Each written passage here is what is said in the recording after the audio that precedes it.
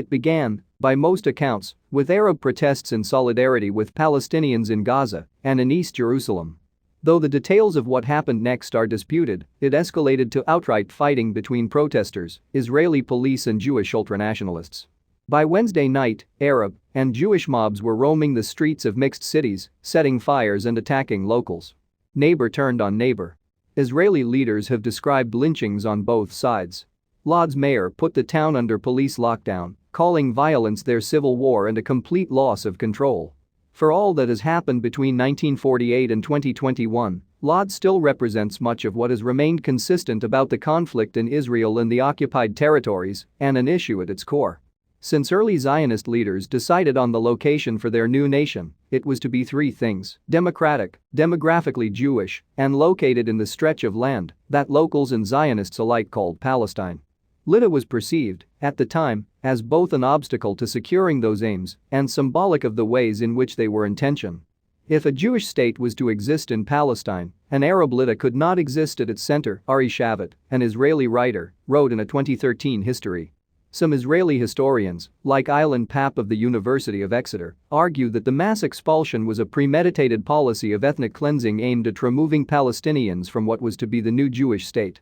Others hold that Lydda's purge was done in the heat of battle.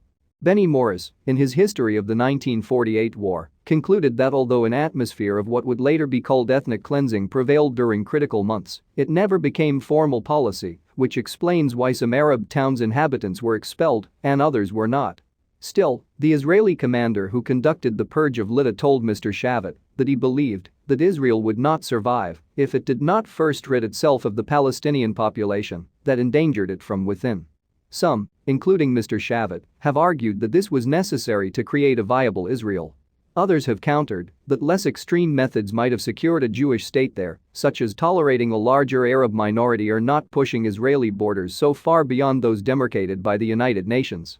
As Mr. Morris found, even as early Israelis purged some Arab towns, they integrated others like Haifa and Jaffa.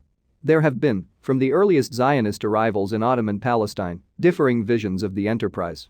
Some called for multiethnic coexistence, others for an explicitly Jewish state. Some urged privileging equality, others special rights for Jews. Some treated the Holocaust as a lesson that ethnic cleansing was never acceptable, others as a mandate to secure a Jewish state whatever the cost.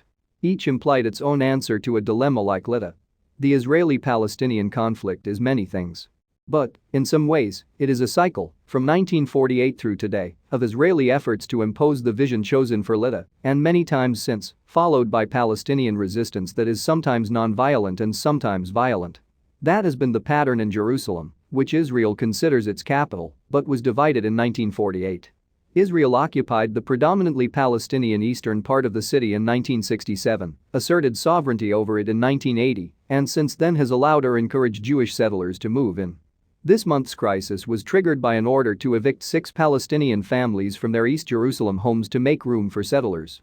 It has also been the pattern in the West Bank, which Israel has occupied since 1967, putting its Palestinian residents effectively under Israeli control without representation in that government and without rights equal to those of Israeli settlers.